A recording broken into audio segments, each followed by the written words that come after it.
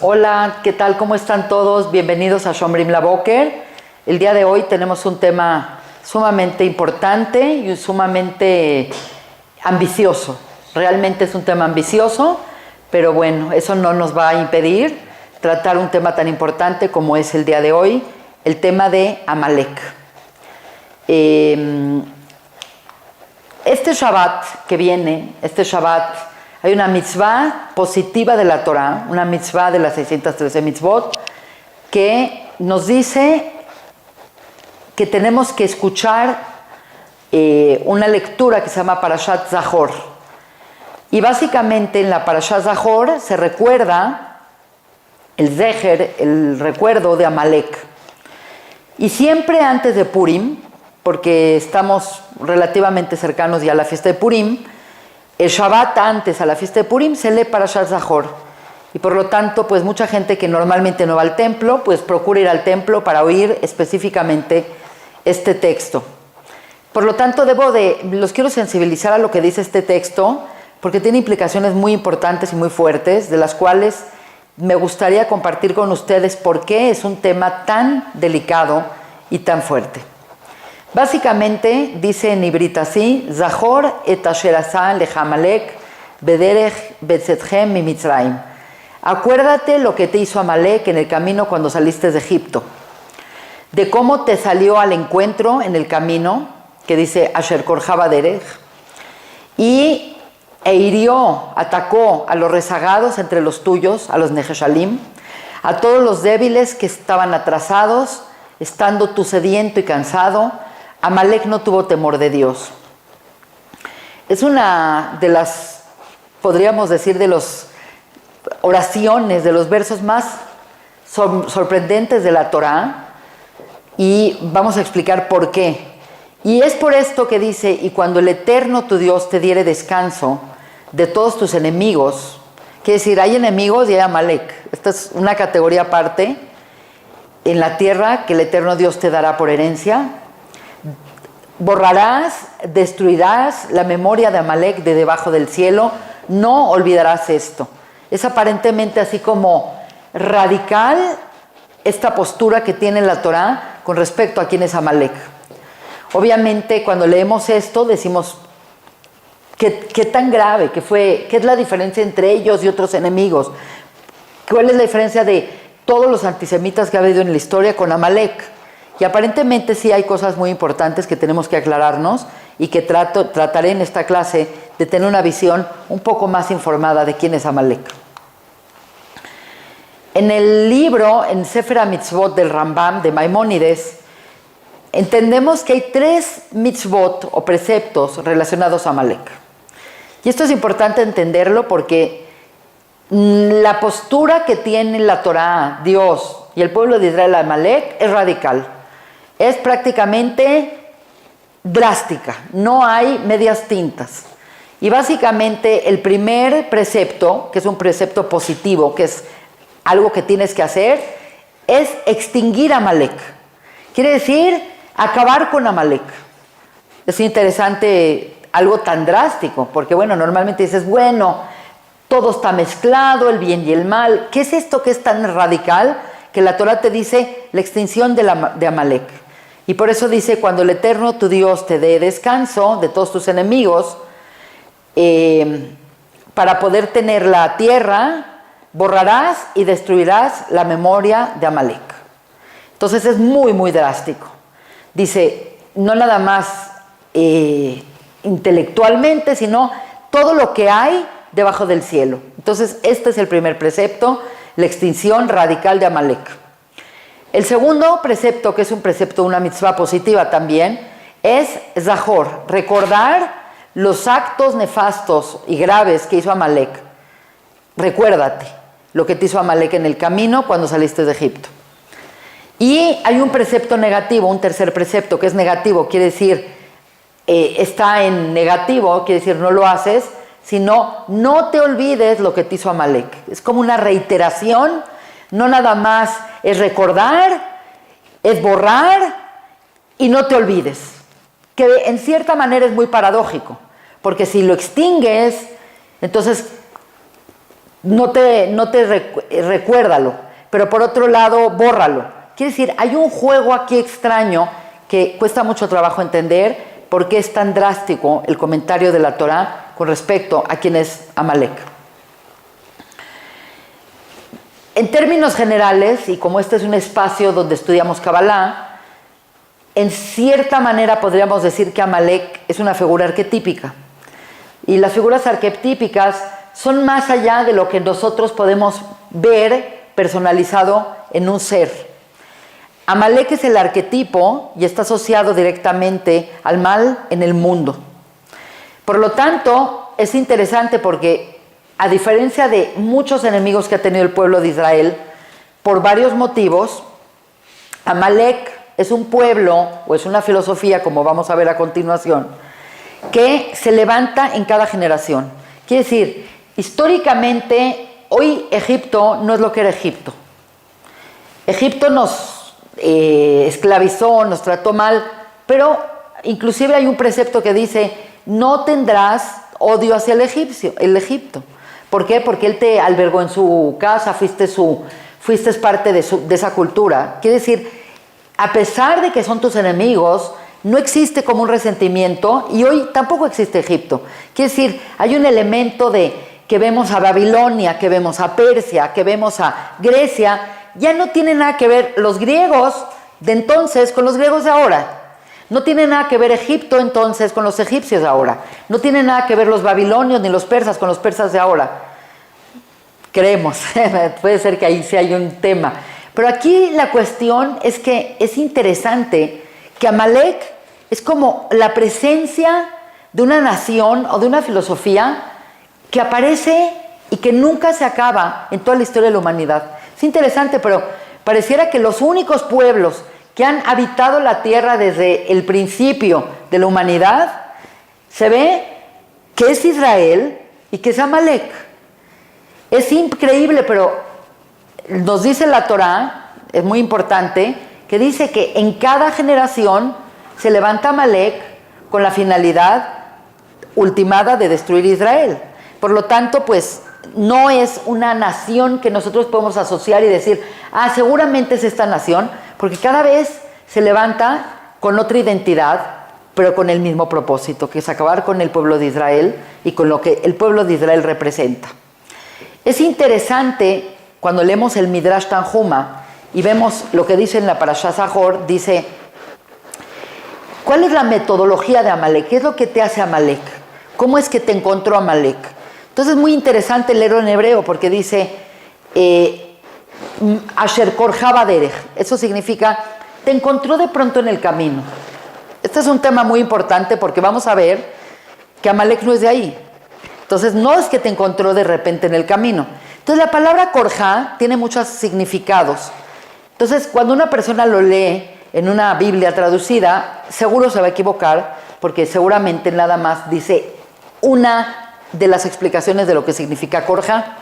Pero la palabra Korja, como ustedes saben, todas las palabras en hebreo tiene una raíz gramatical, que es un shoresh gramatical, que son 3 letras.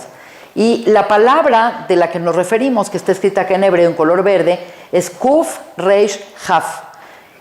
Y tiene 3 significados diferentes, que por un lado podrías verlos como no tienen nada que ver uno con el otro, pero obligatoriamente nosotros que conocemos bien el hebreo, sabemos que una palabra que comparte la misma raíz gramatical está relacionada íntimamente el significado, aunque nos parezca a simple vista irrelevante.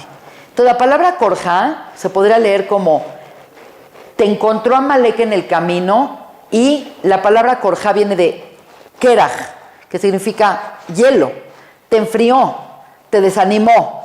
Quiere decir, tú venías caliente, contento, entusiasmado de Egipto, venías con una fuerza impresionante porque Dios te demostró que le importas, y viene un enemigo a enfriarte, a demostrarte que no eres infalible, a demostrarte que también tienes tu vulnerabilidad. Es un tema interesante. También la palabra Korja viene de la palabra Mikre. Mikre es, te encontró de repente. Por casualidad estaba él ahí, están haciendo una excursión y de repente vieron a los hebreos y dijeron, vamos a matarlos, vamos a atacarlos. Y la realidad sabemos que no. Sabemos que lo que sí cree Amalek, que es una forma interesante de entenderlo, es que él sí cree en el azar. Él cree en la casualidad, él no cree que hay una causa, que hay un plan. Él cree en las coincidencias. Y por lo tanto es una forma de la filosofía de Amalek. Entonces hemos dicho que significa te enfría, te desanima. Por otro lado, cree en el azar, en las coincidencias.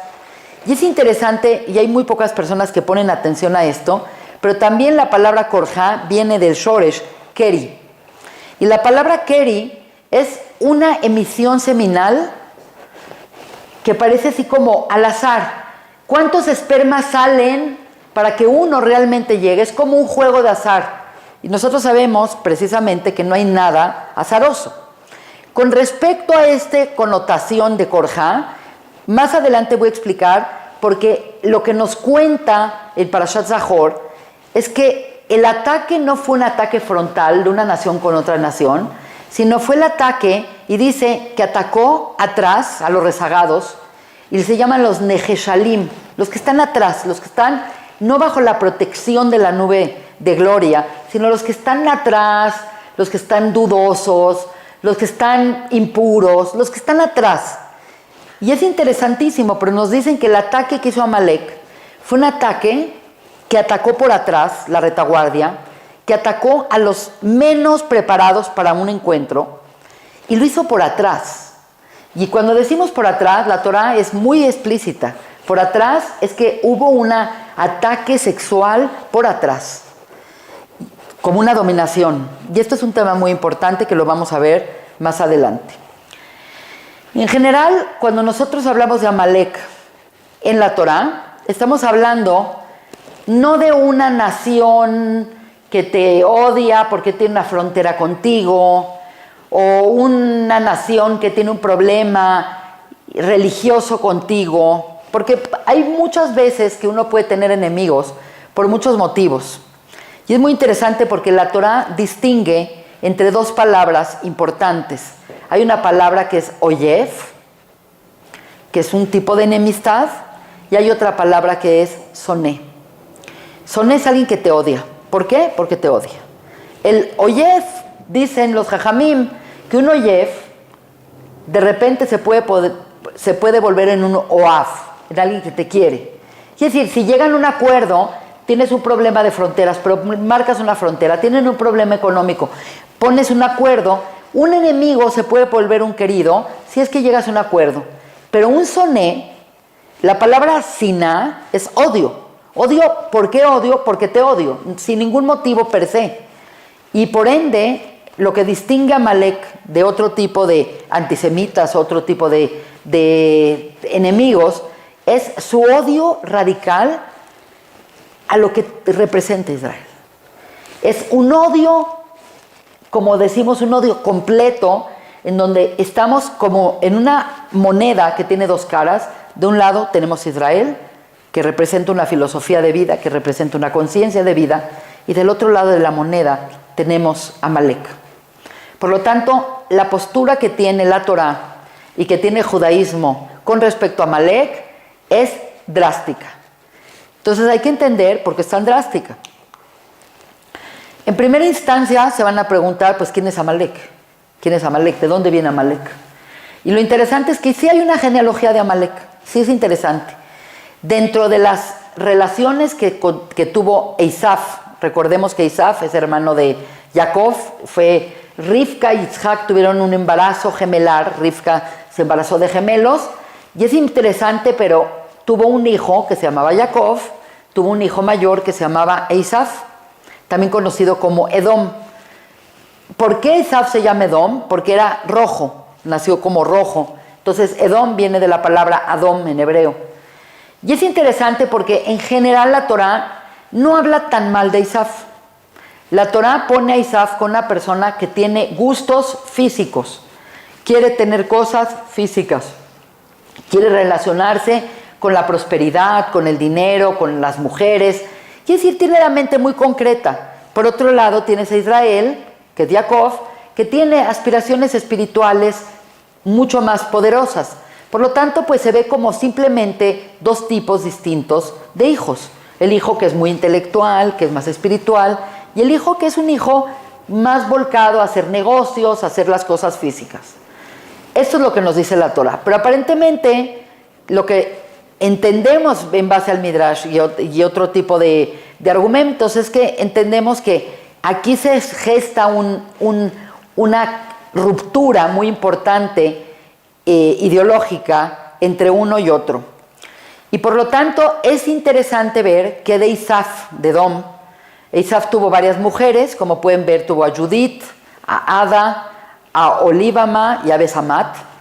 Las tres primeras mujeres fueron hijas de un cananita que eran hititas, y Besamat es hija de Ismael. Cuando nosotros vamos en la genealogía de la segunda esposa, que se llama Ada, vemos que Isaf se casa con Ada y tiene un hijo que se llama Elifaz.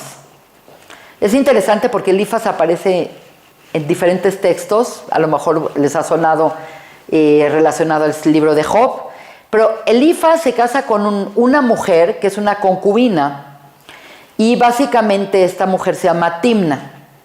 Muy interesante la historia de esta, pero no quiero dedicarme a esto porque precisamente lo que voy a evitar es pensar que Amalek tiene una genealogía muy clara. Básicamente, del matrimonio de Timna y Elifaz viene un hijo llamado Amalek.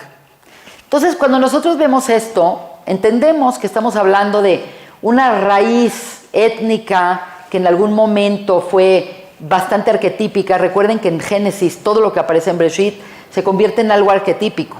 Abraham es el arquetipo del Gesed, Yitzhak es el arquetipo del Din. Amalek aparentemente es un hijo de Isaf y representa de Isaf la parte no redimible de Isaf. Quiere decir, Isaf tiene muchos elementos, buenos, malos, regulares, etc. Pero tiene un elemento muy negativo, y ese elemento negativo es Amalek. Entonces, desde el punto de vista genealógico, Amalek viene de Isaf, y es como la parte más oscura de Isaf, podríamos decirlo así. Entonces nosotros podríamos decir, vamos a trazar una línea para ver quiénes son los amalequitas. Y lo que vamos a toparnos es que después de tantos siglos, podríamos decir, ok, Amalek fue una nación, Amalek tuvo un territorio, Amalek tuvo su lugar. El hecho es que en la Torá vemos que Amalek ocupaba un lugar más o menos cerca de Canaán. Sabemos que cuando trataron los Meraglim, los espías, mandaron espías a ver la tierra, describieron que habían los amalequitas en cierta región. Quiere decir, hay una realidad de que en algún momento fue un pueblo delimitado y que tuvieron su patriarca llamado Amalek. No hay duda alguna de esto. Pero hoy en día esto ya no existe. Este día no existe porque ningún pueblo de la antigüedad realmente se ha quedado intacto en un lugar y tiene una claridad de dónde está y qué es, sino que hoy en día la realidad es que Amalek, y para hacer un importante trabajo con respecto a Amalek, no podemos pensarlo que es alguien externo que está ahí y que hay que irlo a atacar y hay que acabarlo. Ya no existe esa posibilidad. Lo que se significa esto es que hoy en día Amalek es una forma de vida, es una filosofía y es una forma de ver el mundo. Y lo peor de todo es que esa forma filosófica de ver el mundo, esa forma de ver la realidad, desgraciadamente no es alguien que alguien lo tiene. Lo podemos tener todos. Quiere decir, cuando la Torá dice que tienes que exterminar al Amalek, la gente podría decir, bueno, es que está pidiendo Dios que hagan un genocidio contra un pueblo. ¿Qué clase de Dios es este que pide un genocidio con respecto a un pueblo? Los Jajamim, desde la época de los Tanaim, dijeron, olvídense, ya no hay ese pueblo ya está scattered, ese pueblo ya está esparcido por la faz de la tierra, y ya no es importante el componente de que fue parte de un pueblo y que genéticamente o étnicamente es ese pueblo, sino que es mucho más importante pensar que es una forma particular de ver el mundo y es una forma particular de entender la vida, el hombre y a Dios. Por lo tanto, el problema de Amalek ya no es un problema externo, Y esto es lo interesante. Ahora Amalek es un problema que todos te podemos enfrentar, porque todos, en cierta manera, podemos caer en esta forma filosófica de ver el mundo. Por lo tanto, tenemos que entender muy bien cuál es la filosofía de Amalek, porque desgraciadamente, ahorita que la voy a explicar, ustedes van a notar que hay muchas personas que conocen y hay muchas veces que uno mismo incurre en un pensamiento amalekita. Quiere decir que la guerra contra Amalek no es una guerra externa necesariamente. Quizás Amalek implica también observarse y extricar de nosotros lo que esta filosofía representa. Una cosa que podemos decir es que sí hay historia con Amalek. Quiere decir, no es nada más así como un concepto. Hay una historia, y la historia de la Torá, la historia del Tanaj, nos va a permitir entender cómo trabaja Amalek, cómo opera Amalek, cuándo aparece Amalek, cuándo ataca Amalek y qué piensa Amalek. Entonces, si es un enemigo de esta calaña, tenemos un archienemigo llamado Amalek, hay que entender qué es, porque quizás lo tenemos más cerca de lo que pensamos y a lo mejor está también parte dentro de nosotros. Históricamente, básicamente, la primera vez que aparece Amalek, tal cual, es en Parashá Beshalach. Parashá Beshalach, ahorita vamos a explicar, es la parashá donde el pueblo de Israel sale de Egipto y experimenta la máxima revelación que podemos imaginar. Dios personalmente lo sacó, como dice Beyat Hazaká, Bezroa Netuyá, con la mano amplia y el brazo extendido, haciendo todo tipo de milagros. El pueblo de Israel tuvo mínima participación, sino que ellos vivieron de una manera pasiva la redención de manera espectacular.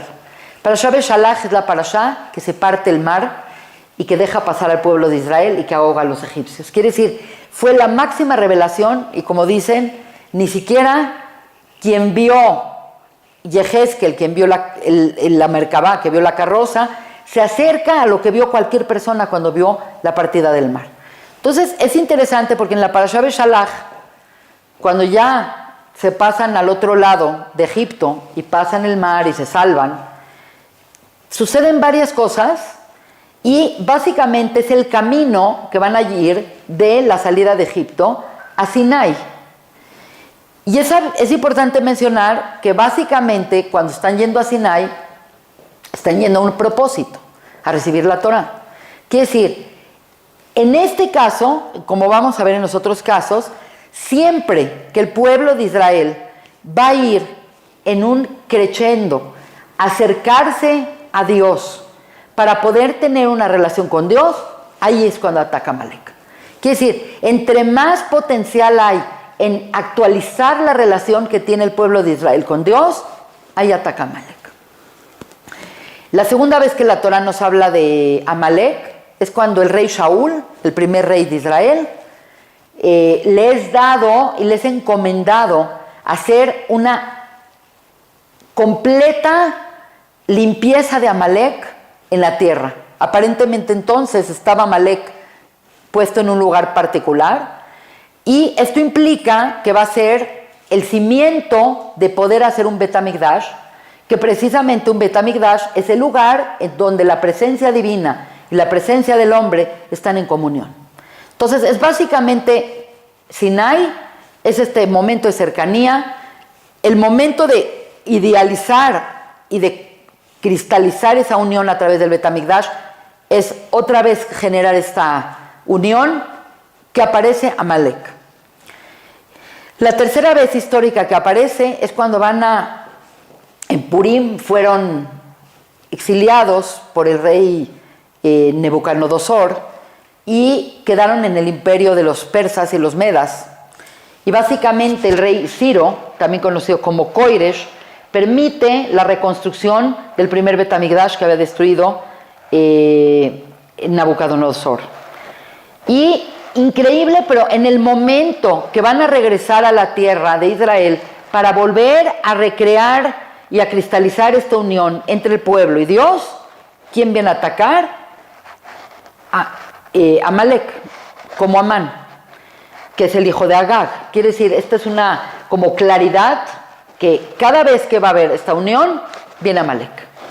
Y es interesante porque en épocas modernas uno diría, bueno, ¿y cuál es el caso más reciente que podríamos nosotros decir? Es muy interesante, pero a principios del siglo XX se estaba haciendo el Congreso Sionista, se estaba viendo la posibilidad de que el pueblo de Israel regresara a la tierra de Israel como una nación, y es interesante, pero es el momento donde se va a actualizar otra vez la relación tan especial del pueblo de Israel con Dios. ¿Y quién llega? Pues llega Hitler. Quiere decir, es muy claro, evidente el proceso de cuando llega Amalek. Siempre que va a haber un momento donde puede haber esa comunión estrecha y esa cristalización de la relación de Dios con el pueblo, ahí va a aparecer Amalek. Por lo tanto, pues como vemos, Amalek pues ya es un tema como reiterativo que aparece aquí, aparece aquí, aparece aquí, aparece allá. Hasta este momento podríamos decir que hemos usado la Torá, el Tanaj, para entender cuál es la estrategia de Amalek, cómo Amalek ha pasado por ser Amán, Agag, Elifaz, etcétera, etcétera. Pero todo tiene una raíz espiritual. Ahora, si yo estoy diciendo enfrente de ustedes que este es un problema que no se acaba y que se va a acabar hasta el final de los días, y que es el archienemigo y que va a acompañar cada generación, se va a levantar un Amalek a contrarrestar la fuerza y el propósito del pueblo de Israel, quiere decir que no es una, como decimos en español, una llamarada de petate, no es un pueblo que sale y de repente ya puedes acabar con él. Se ve que no podemos acabar con él, se ve que es una cosa mucho más profunda y por lo tanto tenemos que pensar que la raíz espiritual de Amalek no es que vinieron a atacar y que el hijo de Isaf vino a atacar. Significa que si es algo tan poderoso y que está presente de generación en generación, de dor le dor, significa que tiene que tener una raíz espiritual mucho más profunda y mucho más primaria.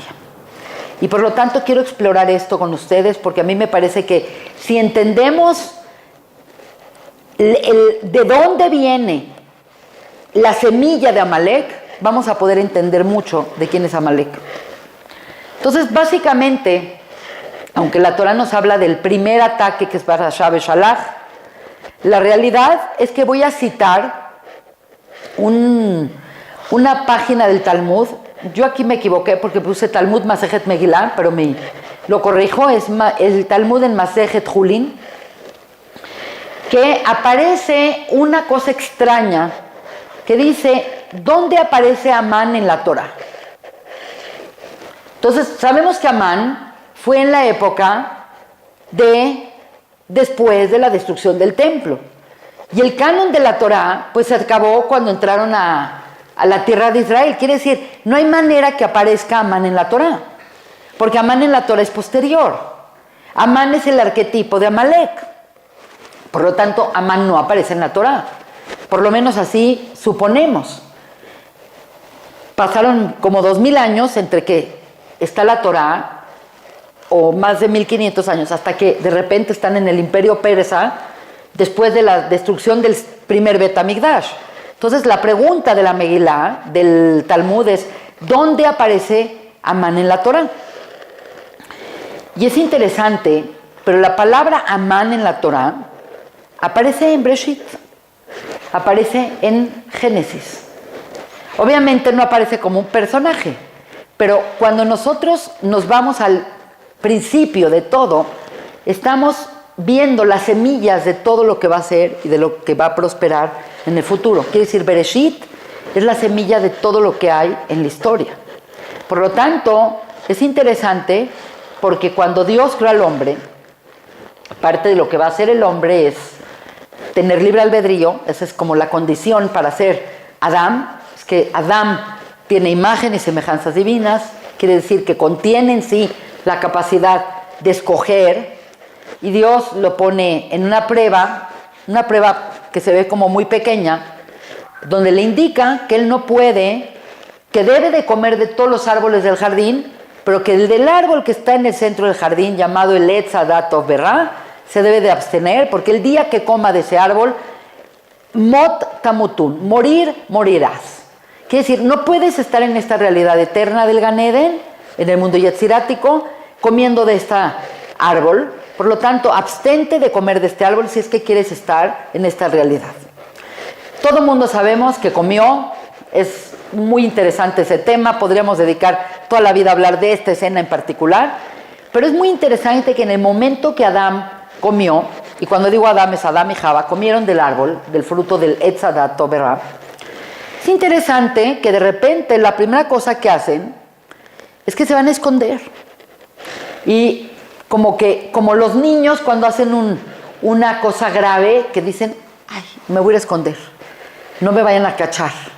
Entonces, este es un tema muy interesante porque es un poco ilógico pensar que te puedes esconder de quién te escondes. ¿De quién te escondes? ¿De Dios? ¿Qué acaso Dios no está en todo? ¿Cómo te puedes esconder de Dios? Entonces es muy interesante porque Dios le pregunta, dice, ¿a dónde estabas?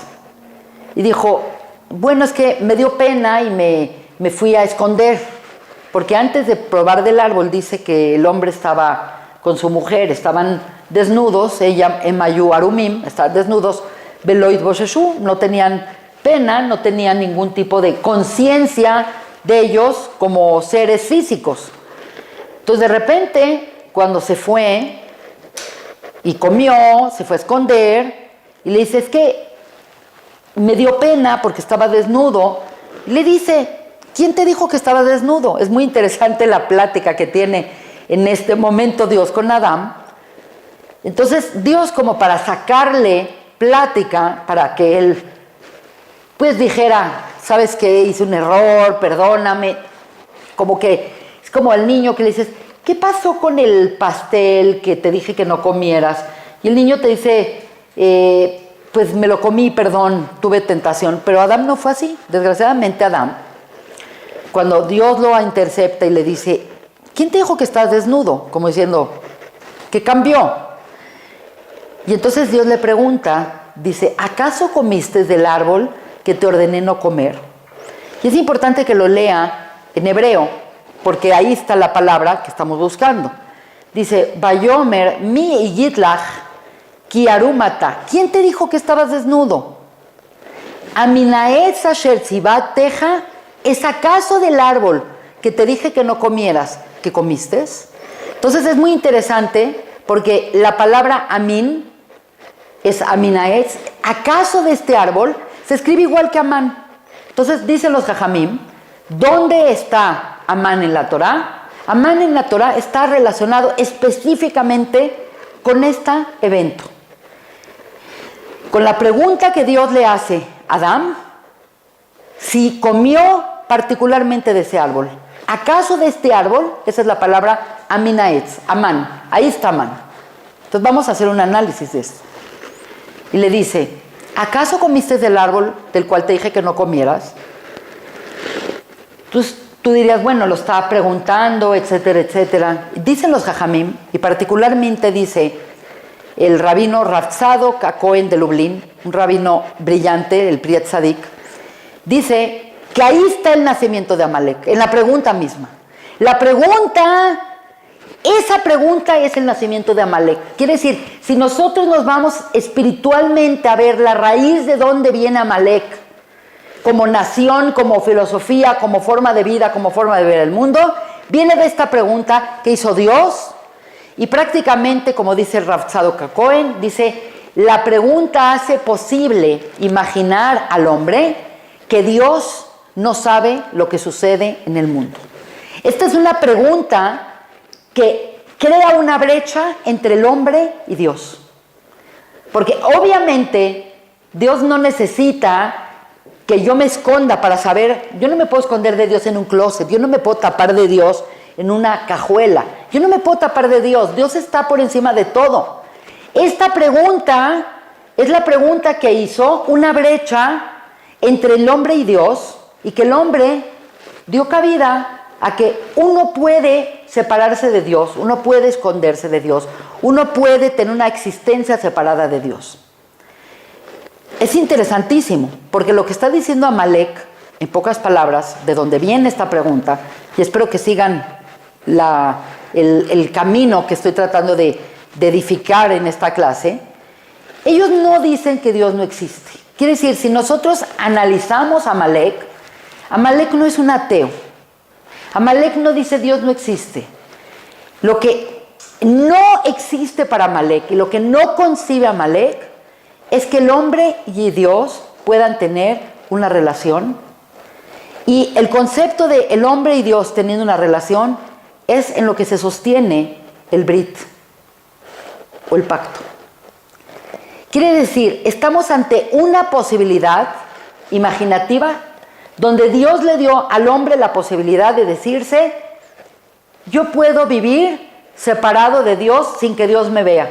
Puedo existir en una brecha con la divinidad, cuando sabemos que no es así.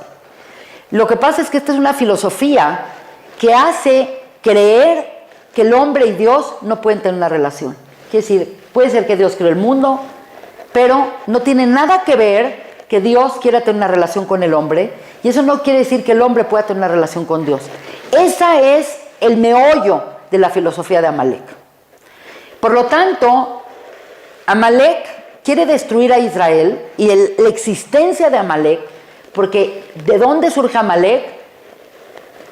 Con la finalidad de debatir y de demostrar que el hombre y Dios no pueden tener una relación, no puede haber Brit. Y por lo tanto es increíble, pero Amalek da su vida para demostrar esto.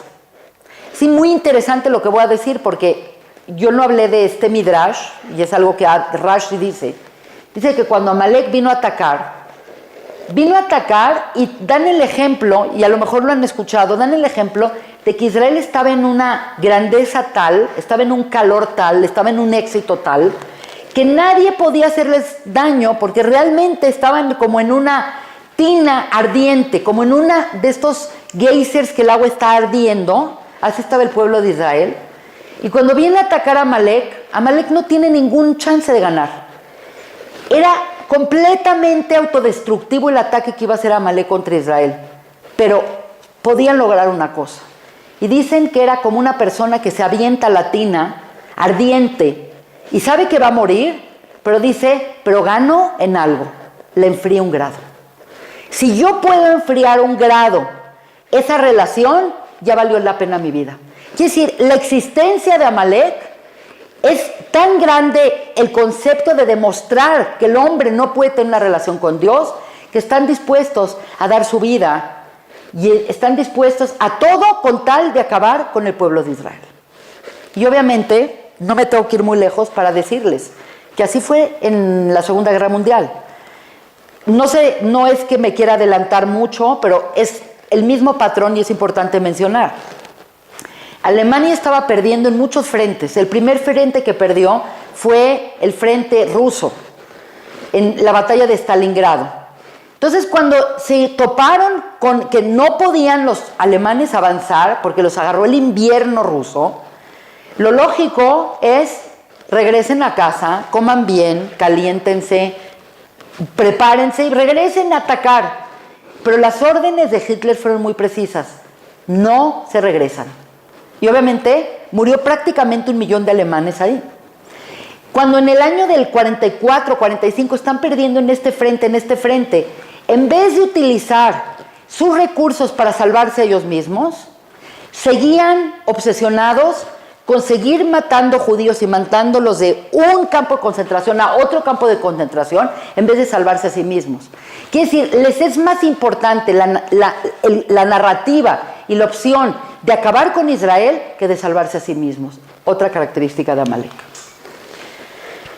Por lo tanto, bueno, este es un concepto muy importante, que nada más lo voy a resumir, no me quiero extender mucho, pero básicamente Israel, en términos arquetípicos, eso no quiere decir que cada persona de Israel representa esto, pero Israel como una nación, Israel como una filosofía, Israel como una conciencia, significa y representa que hay un mundo superior con una raíz espiritual, que lo llama el Ramjal, lo llama un Koach Nifdal, una fuerza trascendental, y que todo lo que hay en este mundo es reflejo de lo que hay espiritualmente arriba, de tal manera que nosotros mismos creemos que nosotros somos un alma y nuestra alma es lo que es nuestra Koach Nifdal, nuestra fuerza trascendental. Y nuestro cuerpo es nada más la representación física y tangible de algo mucho más grande. Y esto representa en Israel el concepto de certeza. Nosotros afirmamos que somos seres espirituales, que tenemos una encarnación física y que la parte física es ni el 1% de la grandeza de lo que es nuestra fuerza espiritual. Por lo tanto, el pueblo de Israel vive para un concepto que se llama Vadai.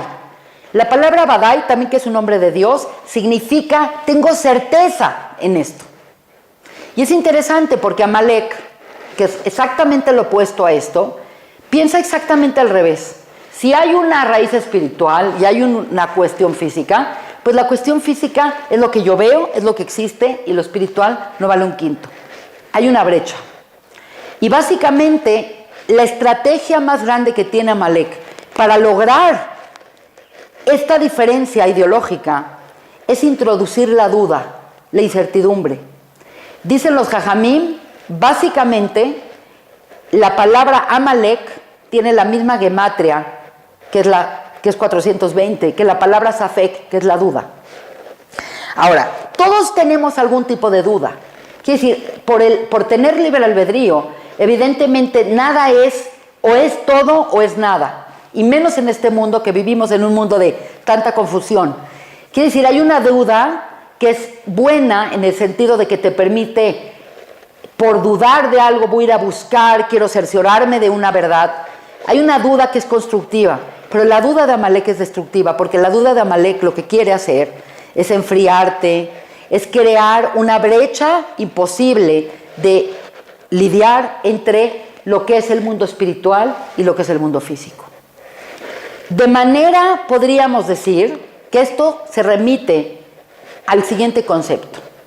Cuando nosotros entendemos cuál es el propósito de Israel históricamente, Israel representa la fuerza que se llama la fuerza de unificar el nombre de Dios. El nombre de Dios de 4 letras, que es Yud, Hei, Vav. ¿Okay? Este nombre, que es de 4 letras, implica que hay un elemento trascendente y hay un elemento inmanente en el nombre de Dios. Hay un elemento espiritual y hay un elemento que se puede percibir en el mundo físico. Tendríamos que hablar mucho de este nombre, pero básicamente cuando uno va a hacer una mitzvah, cuando uno se va a poner tefilim, cuando uno hace ciertas mitzvot de la Torah, la persona dice un Shem Yihud Kutsha Berihu para unificar y hacer que el Yud Kei y el Vav Kei estén unidos. Y en cambio, Amalek representa una diferencia radical. Porque para Amalek no puede el Yud Kei, que es la parte trascendental, tener relación con el Vav Kei. Quiere decir, sí existe el Yud Kei. Yo no tengo problema de que existe Dios. Yo no tengo problema de que Dios esté ahí haciendo galaxias y esté haciendo sus cosas. Pero a mí Dios no me va a decir qué hacer acá en la tierra. Porque aquí en la tierra el que manda soy yo, el hombre, no la ley de Dios, no la moralidad de Dios. Por lo tanto, la diferencia, si lo tuviéramos que plasmar en una cosa física, es que Israel está para quitar esa brecha y Amalek está para generar esa brecha. Básicamente, estamos al final de esta clase y la finalidad de Adán y de Israel en este mundo es, en términos generales, crear las condiciones en el mundo físico para atraer la presencia divina.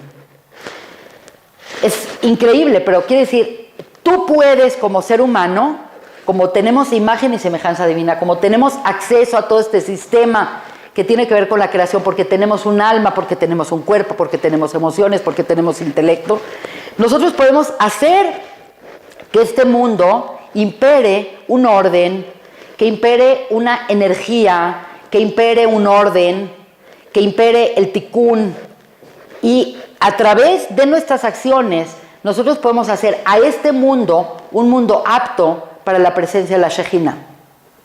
Y básicamente cuando nosotros estamos hablando que hay una guerra contra Amalek, una guerra acérrima en todas las generaciones contra Amalek, significa que básicamente el ser humano está aquí para romper esa brecha y Amalek está aquí para ampliar esa brecha.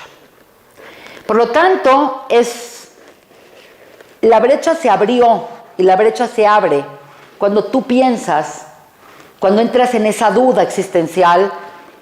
Y es interesante porque quiero ahorita regresar, por último, al primer encuentro con Amalek en Parashá Beshalach. Porque es muy interesante el orden con el que se da esta Parashá. Los primeros 58 versos de Parashá Beshalach hablan de la presencia de Dios haciendo milagros, de Dios abriendo el mar, de Dios haciéndoles caer maná, dándoles el alimento en la boca. Quiere decir, los 58 primeros versos de Parashá Beshalach es diciendo: Dios, existo, aquí estoy, véanme, les parto el mar, les hago, les deshago, les pongo, les quito.